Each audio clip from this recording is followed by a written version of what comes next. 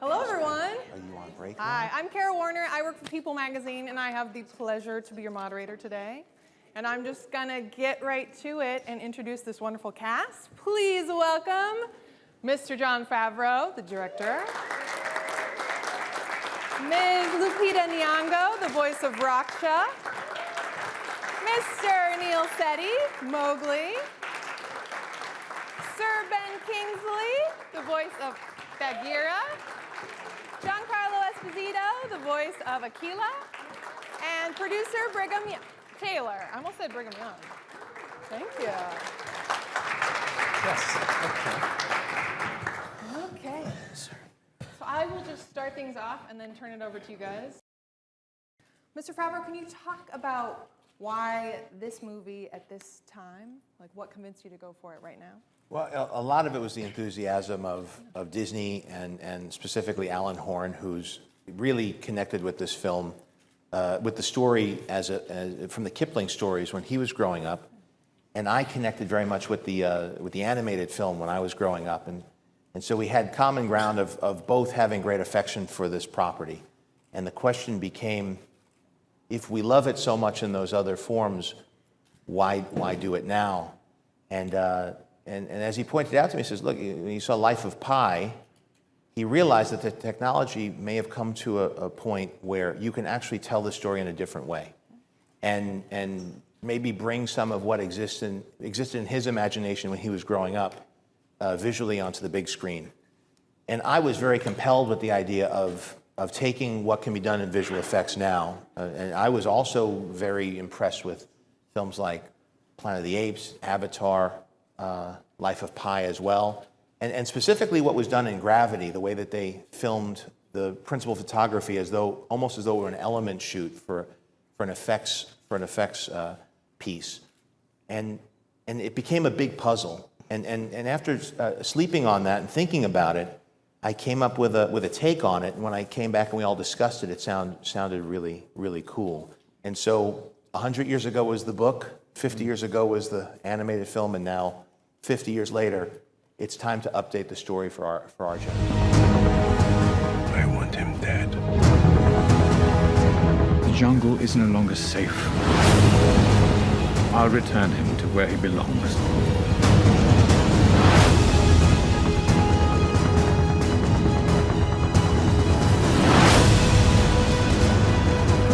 If you send him back to the man village, they'll ruin him. They'll make a man out of him.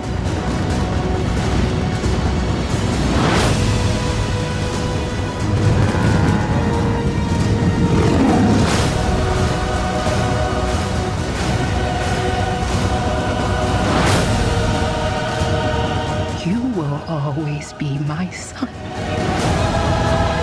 I'm Mowgli, and this is my home.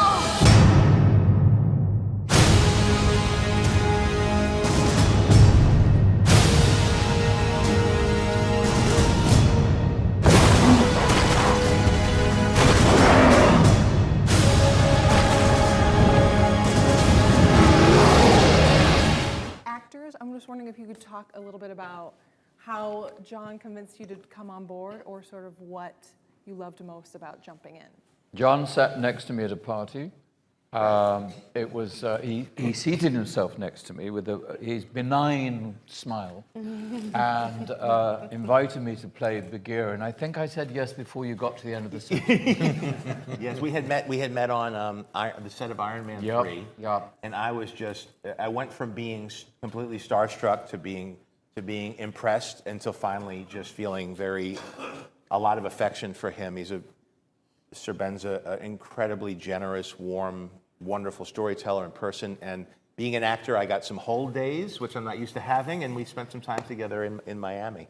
We did, I think that the captain in charge of the project brings his or her taste to the project, and I knew Jon well enough, and I'm fond enough of him to know that his taste and judgment and his perception of humanity and childhood and storytelling completely concur with mine, so it was a joy to join this beautiful project of his. How were you convinced? Well, I met with Jon while I was very busy with the campaign for 12 Years a Slave at the time that I met with John, and he very quietly walked me through his idea for this version of the Jungle Book. And what struck me was the compassion with which he was talking about these characters. You know, there was all this state-of-the-art stuff he was going to do with it, but at the heart of it was the love of the story and like a real vision for each character that he was going to bring to life. And for me, that was what got me. Nice. And Mr. John and I were working on, John called me to do a trailer for a game called Destiny.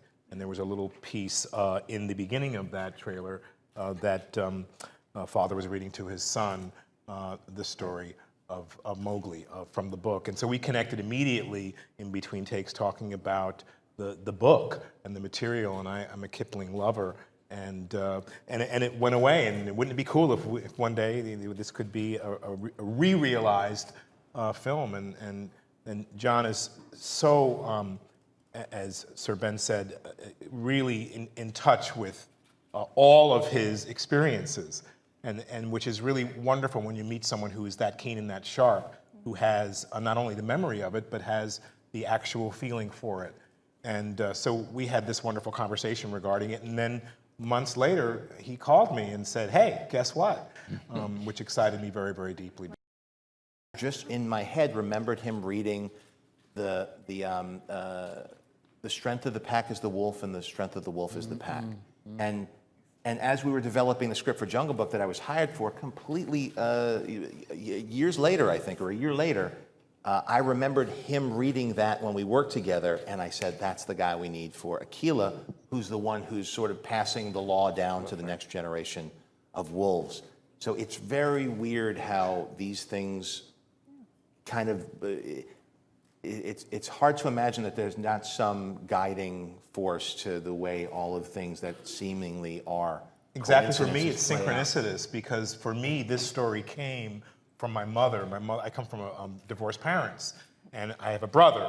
So my mother would read this Law of the Jungle to us because it was us three. We had to survive. It was the three of us. And so it really meant something very deep inside me. It's like what I tell my 4 girls now, you never leave a man behind.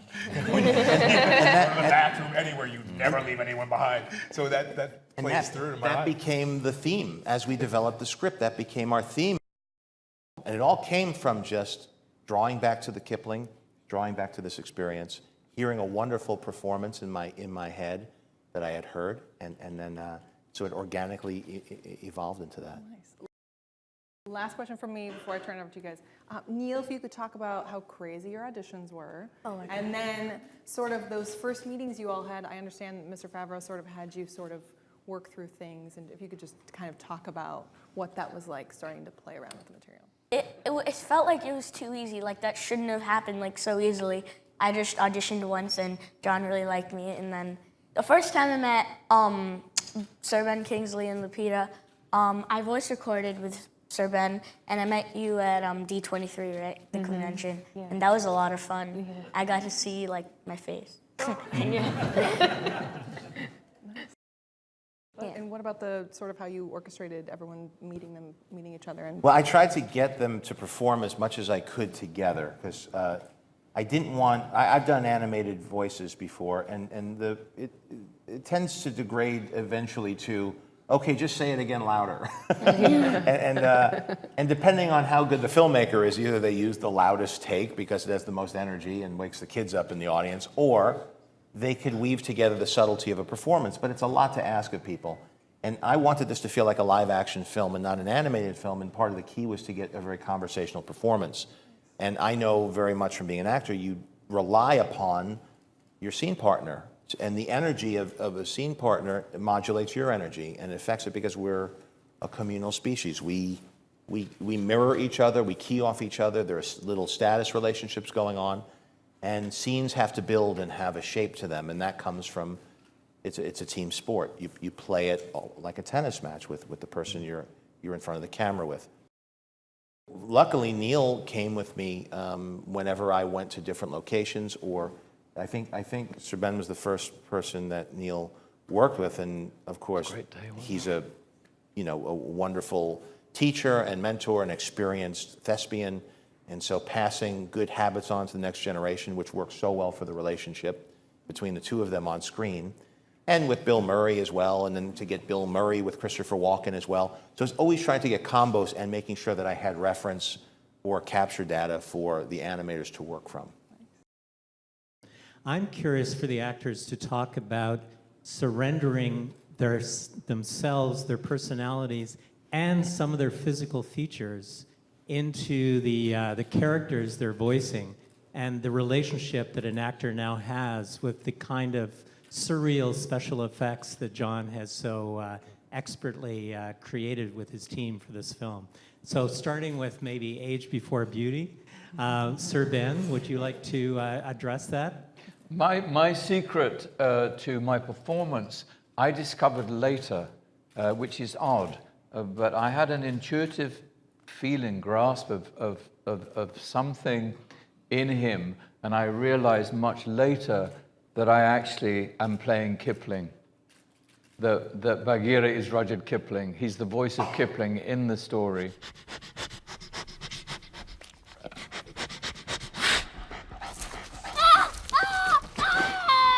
Relax, kid. No need to get worked up, okay? Where am I? This is a cave. It's my cave. You don't remember what happened, do you? No.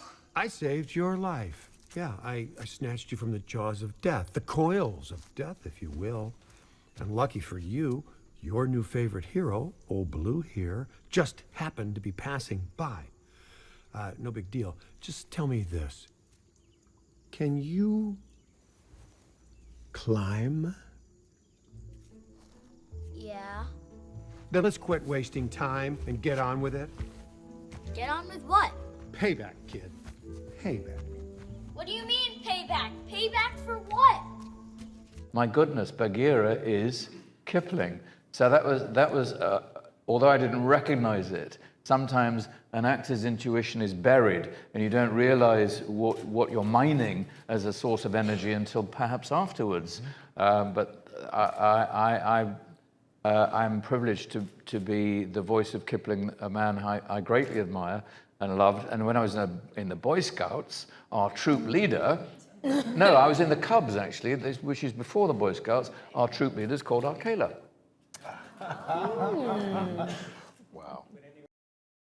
Well, for me, reading the book as a child really made a difference for me. It allowed me to dream, and it allowed me to dream big, to have courage, to have connection. For me, I always wanted to be Mowgli as a boy because there was a freedom within that, and a freedom to be able to express myself the way I've always wanted to. I found that freedom through being an actor. And then seeing the movie really did something else to my imagination. It allowed me to understand how we create relationships with each other and how those relationships are things that we can really hold on to. Not much that's material can we really hold on to, although we still like the shiny, glossy things. So for me to do this was and you used a beautiful word, surrender. You know, I didn't know what John would do in the room, but he is a challenger. And he challenges in a very graceful way for you to do something very different, to have the elements that he saw in you to be able to do this through your vocally, but then allows himself to be courageous enough to ask you questions so that you can play against some of the things that you're used to doing. So for me, in the room and having John there with me, he always challenged me to play against things and do things a little bit differently, to have strength and not just to be the loudest person speaking. And which then allowed me to see Raksha, to see Lupita's face, and to create that for myself in front of me when we were having conversations. So I'm honored to be a part of this movie because there's so many different elements that go into making a film of this nature or any film. And I'm just a channel for this particular character that has to bring some love, compassion, yet tough love to this young boy. And this is my first voiceover role, and I was attracted to it because Raksha is like the eternal mother, and she chooses she chooses to take care of this creature who is not one of her own, but as though he was. And I remember I did a session of voiceover really early on, and then a few months later, John called me in again, but this time he had Neil's performance captured, and that really grounded the mother-son relationship for me, to see the vulnerability of this boy and the love that he had for the wolf. It only made my love for him grow even more. And it's such a beautiful image to see these two very different creatures have this very real bond. I really loved all the Disney references and the homages to the original film, but I stayed through the credits and I noticed at the very end it says Fantasound was the sound. Yes. I was wondering if that just a joke that you guys added, or is Disney really calling their sound mixing department Fantasound now? Fantasound. Fantasound, since it was going to be a concert film, Walt had a vision to put the audience in the middle of the music. And what would be required, and I think they only did it in 2 theaters. I think they did Carthay Circle, I did a theater in New York. They put speakers all around the theater, which cost a tremendous amount of money, even in its day. I think it was $100,000 to outfit a theater. And they had to mic the orchestra using a lot of isolated microphones, I think 30 microphones. I don't know the specifics, I don't remember them, but this was essentially what the concept was. And I remember when I was talking to my sound people and to my composer, John Debney, I said, wouldn't it be cool to explore what Fantasound would be now? Because it only worked in 2 theaters and only for the 1 film. I think it was something he thought you'd use in perpetuity, but it was something that was abandoned rather quickly. And the sound engineer said, well, Atmos sound has that many speakers all around the theater. You use it for sound effects. There's no reason you couldn't use it for music. And so I talked to John Debney about, and he's a Disney guy. He grew up on the Disney lot. He knew Walt. He hung out with the Sherman Brothers when he was a little kid. So he breathes Disney. He knows the culture. And he really leapt at the opportunity. And so when we were miking the orchestra, we isolated instruments when we could. And in the sound mix, Laura Hirschberg, who's our music mixer, we tasked her in the Atmos mix with creating a Fantasound mix. So if you go to see the film, certainly in Atmos, perhaps, I'm not sure in 7.1 how it works, but specifically for Atmos, you will feel that there are instruments that move around the theater, especially isolated instruments like the flute as Mowgli's running. So if you ever see it in a Dolby cinema, you'll experience a version of what we were trying to channel, which was Walt's vision for this. Once again, that is one of dozens of little opportunities we were looking for to somehow tie back into the legacy. There are visual cues in the film that, as time goes on and people get more familiar with it, you'll start to notice bits of Dumbo in there. Looking at the Monstro chase and Pinocchio inspired some of the King Louis stuff. And certainly from Jungle Book, you'll see a lot of shots that are pulled from one film into the next. But to me, that's part of the fun of this. It's really just embracing the opportunity and the emotional connection that we have from growing up with these films and seeing how much of it we could, just knead back into the dough of the film. And Fantasound was one thing I had wanted to do. Just for a moment like this, just to be able to have an excuse to talk about what Walt was going for, and for people who are fans who appreciate that we're trying to fulfill, as they do with the parks, as the parks always change and grow, the movies should too. But I wanted to know if there was a place that you went or someone you drew from to get that across, that maternal instinct, strong maternal instinct, perhaps your own mother or something like that. I think my mother had a lot to do with what inspired me. Because, she's my example, and she's a very good mother. I asked myself a lot of questions about what it would be like to lose one of my own, though I'm not a mother myself. But I do love children. When I was 12, I preferred to stay indoors and babysit my cousins than go outside and play. So there's that part of me that is very much alive. I gravitate towards children. So yeah, my mother definitely was someone who inspired me. This question is for the fathers up there. In the movie, Mowgli essentially had 3 father figures that all had very different philosophies on life. You know, one of them was just teaching him to be a leader, one was teaching him to survive individually, and the other one is kind of, you know, exploring his creative side and letting him do what he wants. So, personally, like, how do you guys raise your kids? Which would you more associate towards, you know? I think if you're blessed with children, I think you have to adapt to each child in each moment. I think you have to be very pragmatic as a parent. I think it's a lot to do with attention and responding to the ever-changing complexities of a child's needs and to address them moment by moment rather than have a set book of rules. That's my 2 cents worth. Yeah, I'm finding with my 4 daughters that you know, you first learn as a parent when your child comes out, you want to form them and do all the right things for them, and then you look at them one day and you go, oh, they're already formed. They've got their own deal going. And then that's the moment for me that it clicked in that they're each very, very different. There is the room for the different style of parenting and storytelling, which is what are the traditions, what are the myths of a culture for? They're to try to help the young generation not have to learn lessons painfully, because you can learn them through visualization and through story. And rule systems are effort out of love, I think, to save the next generation from the pain that the older generation goes through. To explain to them that the stove is hot without them having to touch it. And of course, that's a fantasy. You can't protect, they have to learn on their own as well. But that is part of the strength of a culture, is that you can help at least give them a context, contextualize their struggles so that as they persevere and come out the other end, they understand what it means and it gives it purpose. Tell me, you ever had a taste of the pawpaw fruit down there in Sini? Some people call it what's the word? Papaya. Stolen words. I say pawpaw goes to the sound it makes when it tumbles to the jungle floor.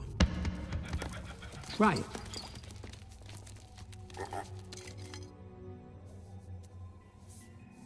Go ahead.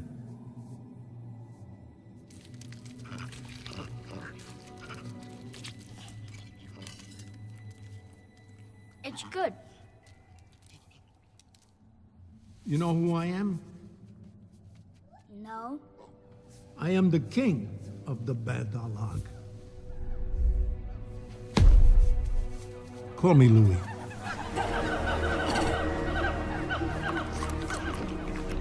So although there are 3 father figures and 1 mother figure here,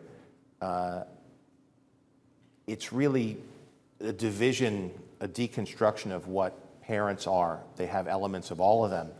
And just like Dorothy with her friends going down the yellow brick road, they all represent different aspects of what goes on in our brain, I think.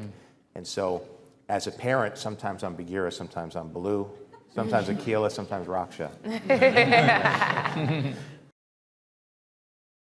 How did you handle the stunts? Because obviously, I'm sure there's a shortage of a short stuntman. So how did you handle those scenes? Well, I'm not a climber that much because I was raised in the city, so I don't climb that much. But after the movie, it looks like I'm climbing. I'm always climbing, and it's like 400 feet off the ground. But I can only be 30 inches off the ground, so it's just a blue pad, and it looks like it's so like far down, but it's really not.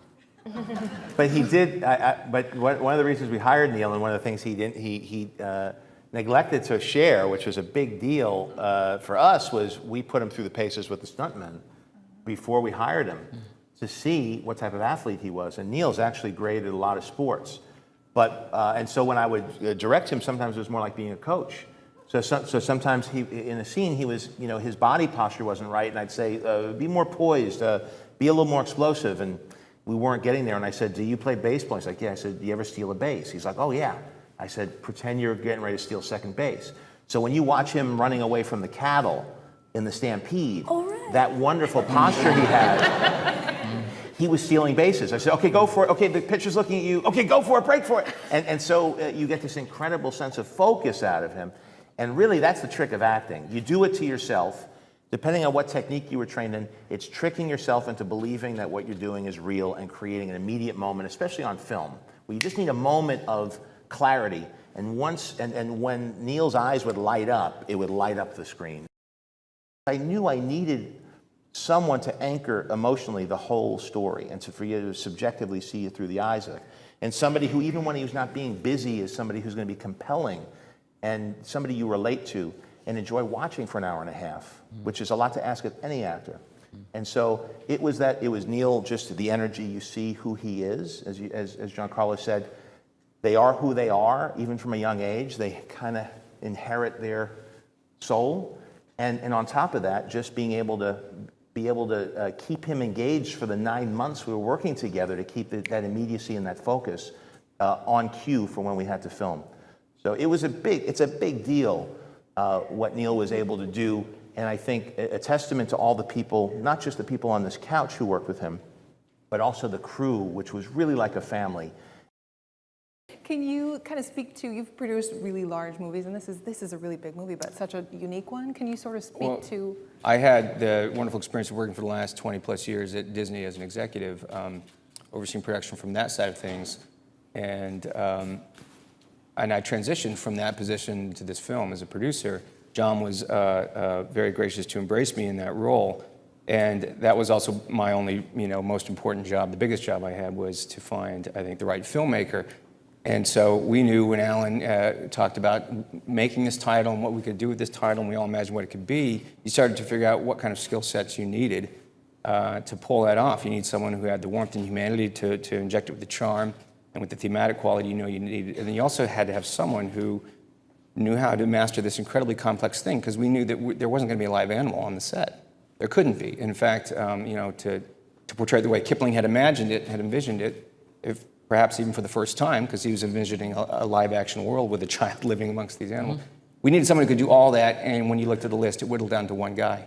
And I'd known John a little bit. And he wasn't available. And then we called John. No, but John and I worked together a little bit on some development of a very ambitious idea before that was also Disney-related, and I knew that he knew these things. He was very uniquely situated in knowing how to do all that. And beyond that, I also knew from the stuff we'd worked on earlier of his deep passion for Disney itself and for what it represented, and he knew that as well. And I'd been in the company for 20-some-odd years, and he knew it as well as anyone that I'd worked with, if not better. And so we were very lucky that he was available.